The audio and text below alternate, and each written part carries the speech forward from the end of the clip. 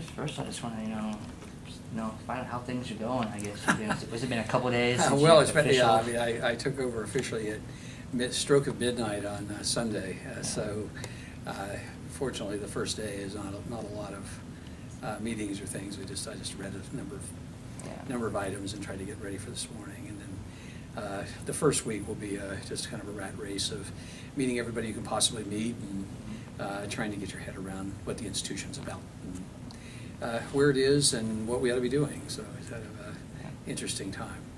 What's things been like for you since the big announcement? It's been roughly a month, a little over a month. Yeah, it's been, well, I spent as soon as it was announced, I changed my flight, and my wife and I stayed on campus for the week, and so we just kept staying around and meeting people and having an opportunity to eat in the the Radigan Center a couple times, and just to become known a little bit more, because it's you're a new person, they don't really know who you are, and it gives you that opportunity to had a chance to sit down with a couple of students at lunch and just chat. And then we came back a couple of weeks later, and in between I've been reading everything I can get my hands on, and writing a little bit about the university. I tend to think by writing, and so I sit down and write essays to myself that I don't ever share with anyone, but help me a lot in terms of understanding what I ought to be doing. You feel comfortable yet? I mean, I know you were here back in the old days, long before you were born. Things are different for you? I feel very comfortable in Wichita. It's a little odd still sitting in this office. One of the people I respected most in my whole career and in my life was the president who was here when I was here the first time, named Clark Goldberg. And to know that I'm now sitting in his office and living in his house, and that really is quite an emotional thing. So my wife and I are having some fun, kind of getting used to all of that. And but yeah, it feels like we're home. And once we got all the groceries in, and the towels where you can actually find them and that sort of thing, it began to feel a little more normal. But it will take a while. Have you guys finished unpacking and settling into your house yet? Yeah, we're pretty much unpacked. It's just everything is where we don't know where it is now, because my wife's sisters came in and helped us. So our basic rule was just put it in a drawer, we'll find it later. So this morning, when getting dressed, I did a lot of wandering around trying to figure out where things were. But it'll work out, and we'll figure it out and move things where we want them if they're in places that aren't very comfortable. Have you been back and forth between here and North Carolina that much? Since? Oh yeah, well certainly before we moved here, we were back a couple times a year, and then after I got appointed, I went back, and our son moved into our private house, so he's going to take care of that for us while he figures out what he's going to do in terms of finishing up school, and whether he stays in that area for graduate school or goes somewhere else. And but I don't think I'll be back in North Carolina for quite a while, just because of the nature of this job. My wife will probably go back and visit our son more frequently. So what's next on the agenda? It's probably going to take a little while to adjust, but yeah, there's a number of things that I know we're going to be working on, and the biggest thing right now is to have a very formal, very public strategic planning process to get the entire campus and the city involved in a conversation about the future of the university. What does it really mean to be an urban serving university? What do we value? What are our goals going to be? How do they relate to what the regents want us to do?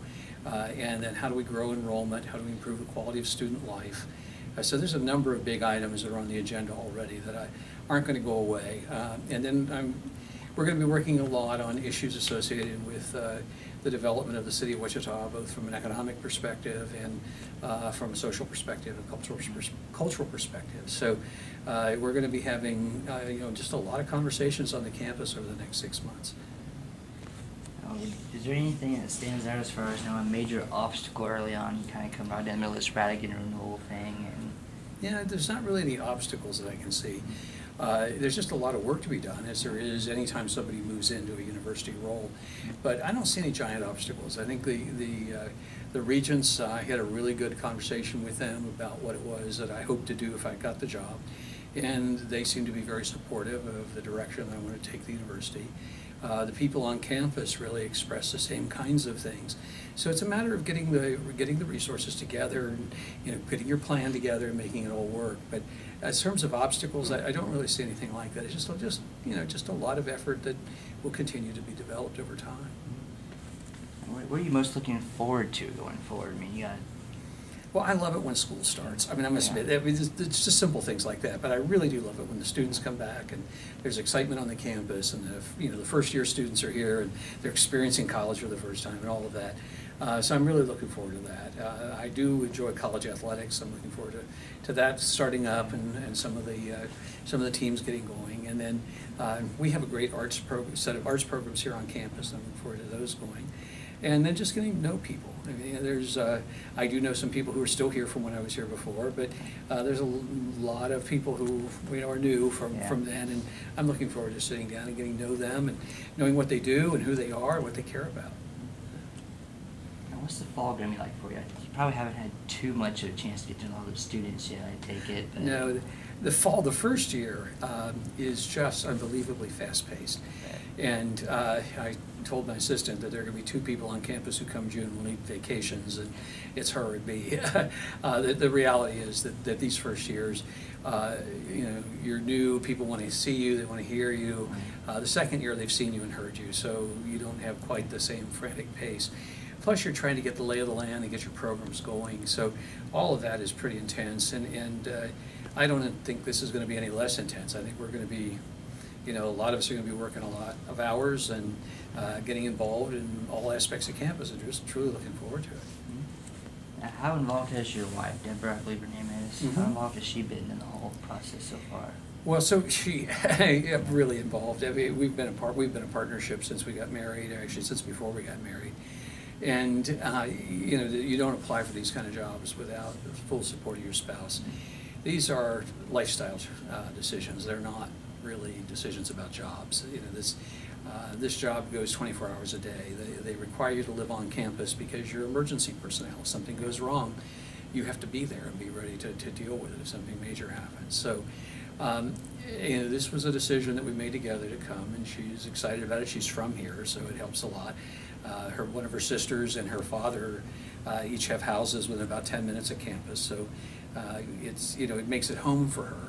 But she's excited to be back to her alma mater and back to a campus that she loves. So it's good, and I think we're both looking forward to the fall and to the things we can do together. Cooler weather. Yeah, well, that as well. So you feel like this is home for you yet? Or Oh, yeah. it Well, I mean, always felt like the home? office isn't, but Yeah. the city has been home since I lived here before. When people ask me, where I grew up, it's Ohio. But when they say, "What do you think of as home?" It's Wichita.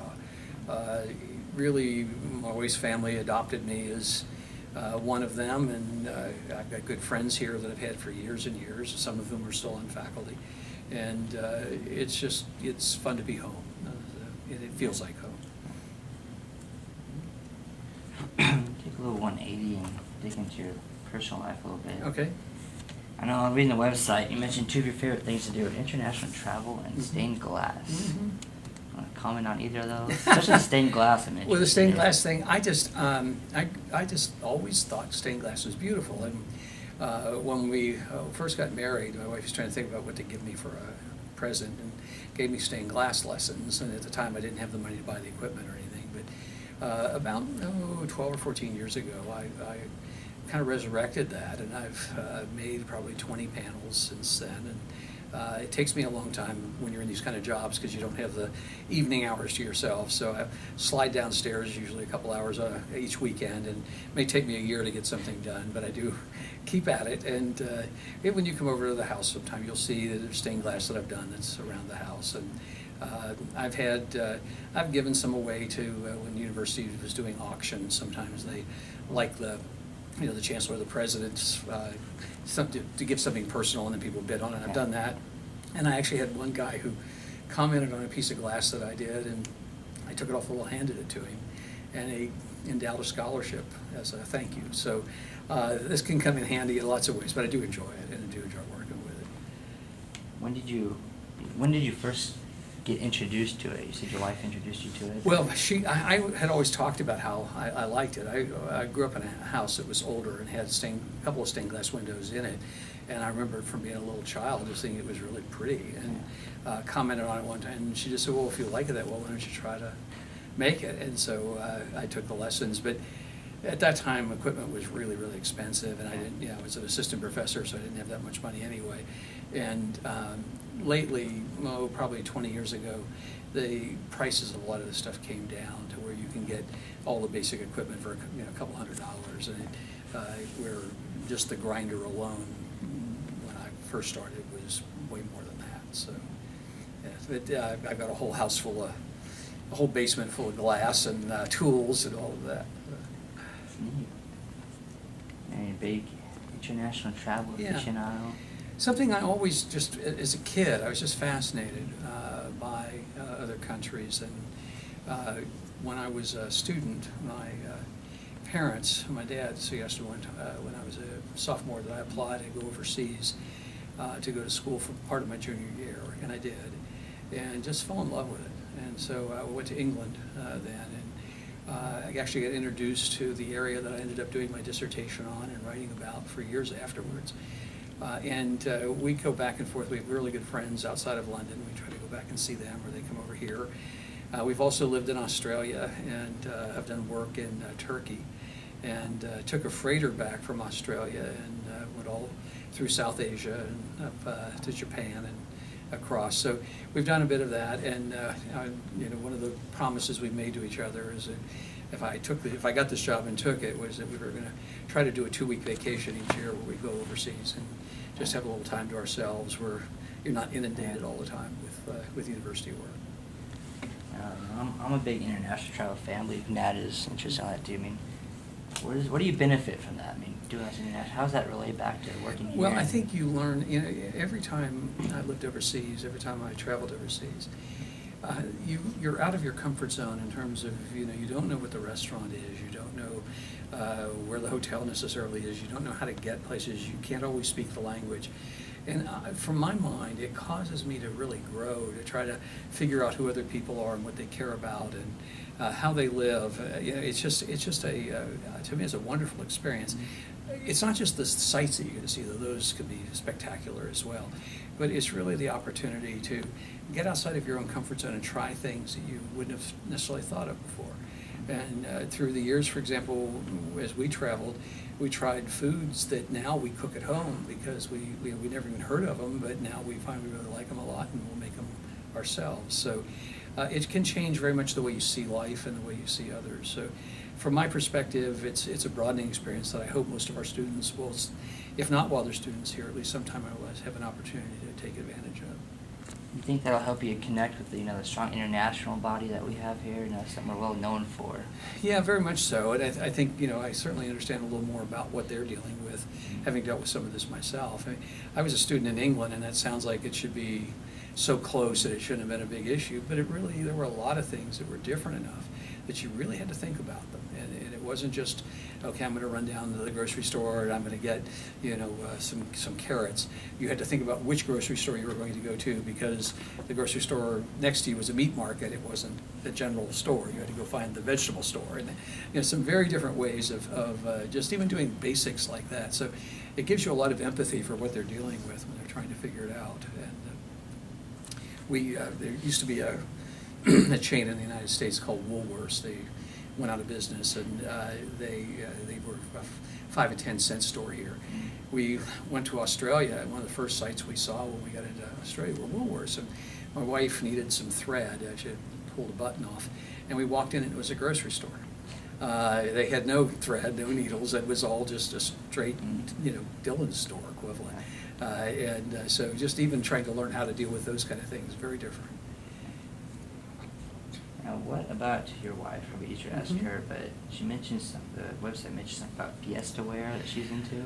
Yes. I don't know what Fiesta ware is.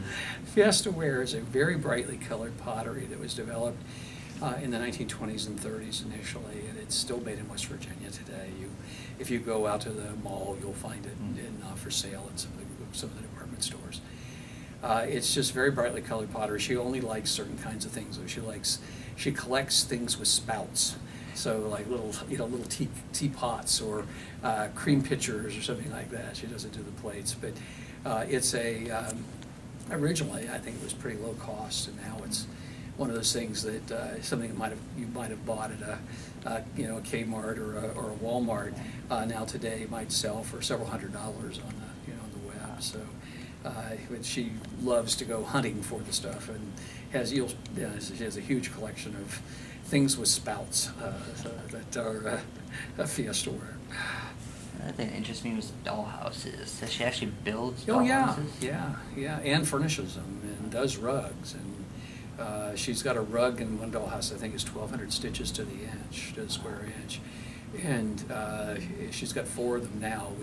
She had a 5th, but she gave it to a museum at our last school because it was a local house that she got an architect to actually do her a drawing of, and then she built it to scale and to its original style. But she loves doll houses and has done a lot with them over time. And anything miniature like that, she has a good time with. How big does she build them? They're 1 inch to the foot, so they're pretty good size. There's 4 of them in our dining room now.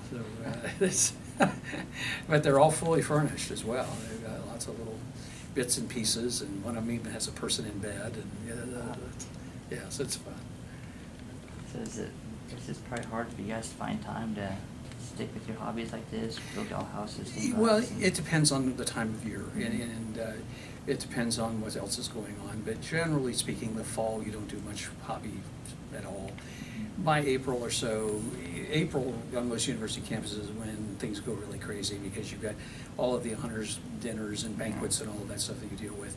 And then by May, as graduation comes, you get a little more time to yourself, particularly on weekends as people are off doing other things. So that's when we tend to do a little more of this kind of thing. But many times I'll get up early on a Sunday morning and do a couple hours of glass just quietly in the basement by myself with some music playing. And it clears my head. And it may take me a year to do a whole panel if you can only work a couple hours a week, or a couple hours every other week in many cases, but at least it keeps me focused on it and away from business for a little while. I was also kind of interested in maybe the story behind how you met your wife, Mm-hmm. and right over here in Neff Hall, and building I know very well, being an anthropology major, I guess it's sociology building at the time. Well, it was sociology building. Actually, it was sociology. We had the computing center on the ground floor, and at that time, the computer you have on your desk is way more powerful than everything that we had in the university at the time. And then business education was on that second floor, as was sociology. And we had a secretary, I think her husband got another job somewhere else, and so she left. And so we had a temp in, and they hired a couple of student assistants to help the temp, and my wife was a senior. And so she came down, I met her. And then in the fall, I was going off to lunch, and a whole group of people were sitting and talking, and she invited me to join them. And a couple times a week then I would join them for a while. And then started dating one of her friends, and the friend and I dated for several months, but it didn't work out. And then in the spring, we just remained friends, and then all of a sudden one night it stopped being friends, and it was really that sudden where we all of a sudden was like, well, wait a minute, what's this about? And I laughing said it was right around Easter, and we went to church. We're both Greek Orthodox, and we went to church on Thursday, which nobody goes to church on Thursday if you don't have to, but she wanted to. So we went, and the priest said, oh, bring your fiance back. And she goes, well, it's only our second date. And he goes, yeah, sure. And when I told her later, I said, the only thing that surprised me was that it actually didn't surprise me when he said that. It was one of those things that things clicked pretty quickly, and we got married that July. But we met up there in Neff Hall, where today there's a lot of anthropology exhibits. Yeah. It's amazing to think that you met your wife there in Neff Hall, and now you're sitting here in this office. I know, and also she worked in the basement here. The public relations department used to be downstairs, and she was assistant editor for university publications and did a lot of work on the catalogs and some other things. And so she was down in the northwest corner in that area, and they used to call that the groundhog level at the time. And her office would always celebrate Groundhog's Day as its official holiday. So, and of course we would have sausage for breakfast. So you had, of course, groundhog for breakfast. So they'd all meet out, I think, down on Broadway at some greasy spoon and watch the sun come up as the big office celebration. Funny office. So, at my last job, we required students back in the late 90s to bring computers to campus, and that was very unusual. Sure. And the company that we had contracted with to get the computers didn't deliver them on time. And she and I were up in the back end of a semi-trailer unloading computers. And, I mean, and she spent all day unloading computers and directing traffic so that we could get all the students their computers in a timely manner. And that's her. that's the kind of thing you'll see her doing. And she loves it. But she wanted to make sure that every student had what they needed, and literally spent all day pushing boxes out of the back end of a trailer. So these are very glamorous jobs, as you can tell. Just curiosity goes to, I mean, what drew you to Deborah? I mean, what was the connection there that? What? I'm sorry. What drew you to her? I mean, what about her that you like so much? What's about her? Yeah. Oh my gosh! I mean, she was just so friendly, and there was just, we found, to me, a marriage is a lot about things you held in common. So there's, people talk about opposites attracting, but I don't really think that's true. I think people who share a lot of similar values and similar characteristics. So I think it's funny, we laughingly say we very rarely disagree on things, and the things that she cares about, they don't bother me a lot. So if she wants if she wants a wall to be beige or blue or whatever, I don't care what color the wall is, it's fine. And the things that I care a lot about, she's quite tolerant of as well. So, and where we have things that we have to talk about, we've been able to always sit down and kind of work through what we need to work through. So I think there's a lot of that. We both love the international thing. We both love working with that. She was very involved in the international club here. And so that has drawn us together. We have very similar values, and we both care a lot about what happens to individual people. That's a big deal to both of us. So I can't tell you, it's one of those things that a lot of it's chemistry. It just feels right to be with a person.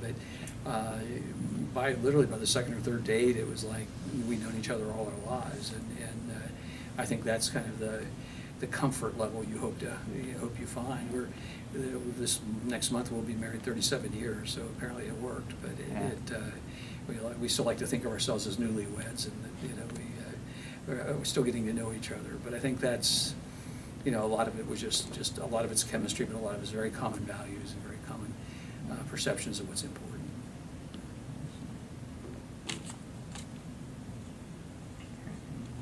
That's all I had for you. Okay, good. Yeah. It's a pleasure to see you. And, thanks for look forward to talking with you again as the year goes on. And we'll get into, once I get a chance to think a little bit more about how to structure some things, I'll share with you kind of the planning process that we're going to be going through this fall. And we're going to be asking students to be part of that, both in terms of public hearings, but also serving on some committees. And that's going to take a lot of work this fall, going through that formal process to make sure our goals are aligned and we really understand the meaning of our mission, and that we're developing that mission appropriately. So, interesting. Willing to help anyone yeah, there, so. Should be fun. And the weather will cool. All right.